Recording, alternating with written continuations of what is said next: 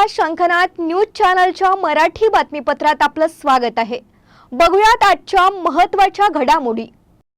शरद पवारांनी या वयात खोटारडेपणा करू नये, भाजपच्या या नेत्याची गंभीर टीका। शरद पवारांनी अपयश झाकण्यासाठी ईव्हीएमला दोष देणं बंद केलं पाहिजे असं बावनकुळे यांनी म्हटलंय। चंद्रशेखर बावनकुळे यांनी शरद पवारांच्या वक्तव्यावर प्रतिक्रिया दिली आहे। शरद पवार यांनी मतांची संख्या सांगत आम्हाला मतं जास्त मिळाली तरी जागा कशा काय कमी आल्या हा प्रश्न उपस्थित केला। शरद पवारांनी त्यासाठी एक गणितच मांडलंय। मात्र मुख्यमंत्री देवेंद्र फडणवीस यांनी लोकसभा निवडणूक निकालाचं गणित मांडूनच शरद पवारांना उत्तर दिलं। आज भाजपाचे प्रदेशाध्यक्ष चंद्रशेखर बावनकुळे यांनी शरद पवारांनी अपयश झाकण्यासाठी असा खोटारडेपणा करू नये असं म्हटलंय।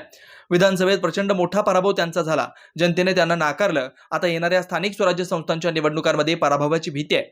आता शरद पवार जनतेला कन्फ्यूज करतायत। मार्केटवाडीत आलेले लोक हे शरद पवारांचे कार्यकर्ते आहेत असाही आरोप चंद्रशेखर बावनकुळे यांनी केला।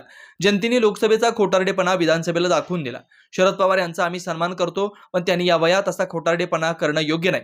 पराभव झाल्यावर तो स्वीकारायला हवा होता, पण पराभव स्वीकारता येत नाही म्हणून जनतेला कन्फ्यूज करण्याचं आणि आपलं अपयश लपवण्याचं काम शरद पवार करतायत अशी टीका चंद्रशेखर बावनकुळे यांनी केली। जात आहेत आणि त्या ठिकाणी विरोधकांनी आम्हाला शांत करण्याची पूर्ण तयारी केलेली दिसते असं सुद्धा ते म्हणतात सत्ताधाऱ्यांनी। त्याला कसं उत्तर द्या? शरद पवार साहेबांचा आम्ही सन्मान करतो, पण त्यांनी या वयामध्ये अशा प्रकारचा खोटारडेपणा करायचा,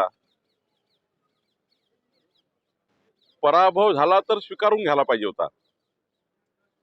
पण जेव्हा पराभव स्वीकारता येत नाही तेव्हा काहीतरी जनतेला पुन्हा कन्फ्यूज करण्याचं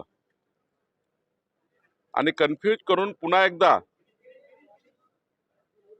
आपलं अपयश लपवण्याचं काम अशा प्रकारच्या कृत्यामधून करण्याचा प्रयत्न शरद पवार साहेब करतायत। विधानसभेमध्ये प्रचंड मोठा पराभव जनतेने नाकारलं आणि म्हणून आता येणाऱ्या स्थानिक स्वराज्य संस्थाच्या निवडणुकामध्ये पराभवाची भीती आणि मग यामधून जनतेला कन्फ्यूज करून आपल्या स्थानिक स्वराज्य संस्थेमध्ये पुन्हा आपली जमानत वाचवण्याकरता शरद पवार साहेब धडपड करतायत। आणि मार्केटवाडीमध्ये आलेले लोक कोण आहेत? पवार साहेबांचे कार्यकर्ते आहेत। जनता कुठे आहे? जनतेने तर विधानसभेला दाखवून दिलं की लोकसभेचा खोटारडेपणा जो होता तो जनतेने नाकारला आणि विधानसभेला जनतेने आम्हाला भरभरून मतं दिले आहेत। मग एवढंच आहे तर मार्केटवाडीमध्ये यापूर्वी ज्या ज्या निवडणुकीमध्ये ईव्हीएमवर मतदान झालं त्या मतदाराची आकडेवारी जर बघितली तेव्हा का आक्षेप घेतले नाही? मार्केटवाडीमध्ये एकदाच मतदान थोडी झालं आहे, अनेक निवडणुकीत मतदान झालं आहे। मग स्थानिक स्वराज्य संस्थांचा ईव्हीएमवर झाला आहे, त्यानंतर विधानसभेत ईव्हीएमवर मतदान झालं आहे, मशीनवर मतदान झालं आहे, त्यानंतर विधानसभेत झालं आहे, लोकसभेत झालं आहे, अनेक लोकसभेत अनेक विधानसभेत मतदान झालं आहे, तेव्हा आक्षेप घेतला नाही। पण जाणून बुजून जाणीवपूर्वक या महाराष्ट्राला पुन्हा एकदा या महाराष्ट्रामध्ये आपल्या या ईव्हीएमवर मशीनवर दोष देऊन पुन्हा एकदा आपलं अपयश लपवण्याचं पाप पवारसाहेब करतायत। मला वाटतं जनतेला सारं समजलं आहे। किती नौटंकी केली राहुल गांधींनी केली, पवार साहेबांनी केली किंवा अजून त्यांच्या महाविकास आघाडीच्या नेत्यांनी केली, महाराष्ट्र नौटंकीला कंटाळला आहे। महाराष्ट्र विकासाच्या बाजूने आहे।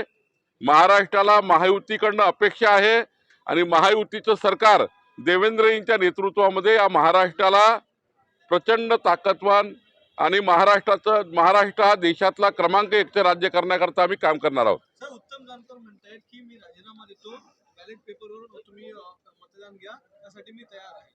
असा आहे, हा खोटारडेपणा आहे। महामानव डॉक्टर बाबासाहेब आंबेडकरांच्या संविधानाचा अपमान आहे। निवडणुकीमध्ये खरं तर आता लोकसभेचे 31 खासदार निवडून आले महाविकास आघाडीचे, मग ते महाविकास आघाडीचे 31 खासदार त्यांनी राजीनामे दिले पाहिजे ना। तुम्ही खोटारडेपणा करण्याकरता त्या ठिकाणी अशा प्रकारचे उद्योग सुरू केले, मग महाविकास आघाडीचे जे जे लोक ईव्हीएम वर निवडून आले, ईव्हीएम वर जे जे लोक निवडून आले त्या सर्वांनी राजीनामे दिले पाहिजे. महाविकास आघाडीला वाटतं ना की आमची मशीन चूक आहे, त्या निवडणूक आयोगाची मशीन चूक आहे, तर त्या ठिकाणी मग राजीनामे दिले पाहिजे. सर्वांनीच राजीनामे द्या ना.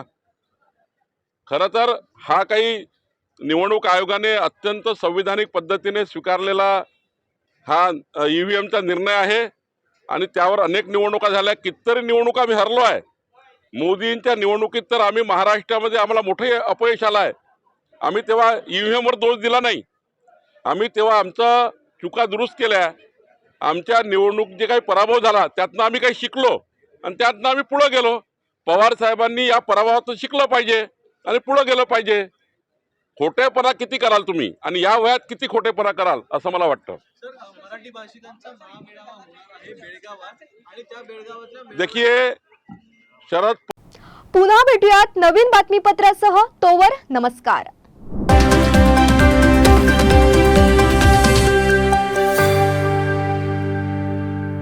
क्या आप भी चाहते हैं जटिल रोगों पर विशेष रूप से आयुर्वेदिक उपचार? तो मिलिए 77 वर्षों से आयुर्वेद सेवा में लगी हुई शिवशंकर आयुर्वेदिक एजेंसी. अनुभवी वैद्य डॉक्टर, सभी प्रसिद्ध कंपनियों की दवाइयाँ और सभी प्रकार की जड़ी बूटियों और रोग प्रतिकारक शक्ति बढ़ाने के लिए कई प्रकार की दवाइयाँ प्राप्त करने का एकमात्र विश्वसनीय स्थान. हमारे यहाँ सभी प्रतिष्ठित कंपनियों की दवाइयाँ उपलब्ध है. समय सुबह 10 बजे से रात 9 बजे तक. तो फिर इंतजार किस बात का? महाजन मार्केट के पास टेम्पल बाजार रोड, सीताबर्डी, नागपुर. 8605245080 9112079000.